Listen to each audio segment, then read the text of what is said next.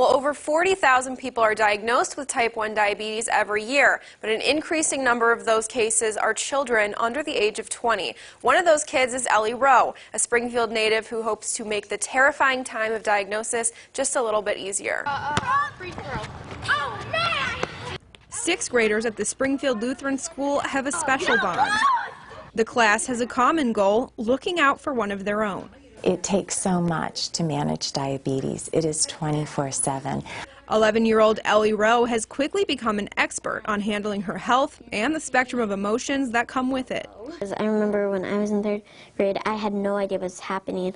I had to learn stuff. I had to learn how to divide before my class. Rowe was diagnosed with type 1 diabetes after feelings of exhaustion and excessive thirst. She says the doctors knew right away. And I started to cry, saying, I don't understand what's happening.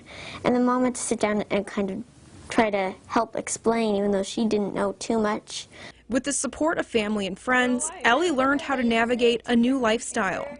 We've all learned from Ellie's resilience and cheerfulness, and I think that there's a certain optimism because she knows that we all have something in our lives. This newfound responsibility now ingrained in Ellie, even inspiring her to write about diabetes for a class assignment. Then my friends are like, you should do one on diabetes. And I'm like, no. And then I started to think about it for a few minutes, and I'm like, actually, that wouldn't be such a bad idea. The ABC Guide to Diabetes is now getting published for newly diagnosed children to find comfort in during the most challenging time of their lives. Part of why Ellie likes helping people and wanted to write the book is because she received that and was met with that at the time of her diagnosis. I mean, sure, this stuff is hard, but I mean, you have friends, family, people who can help you with this.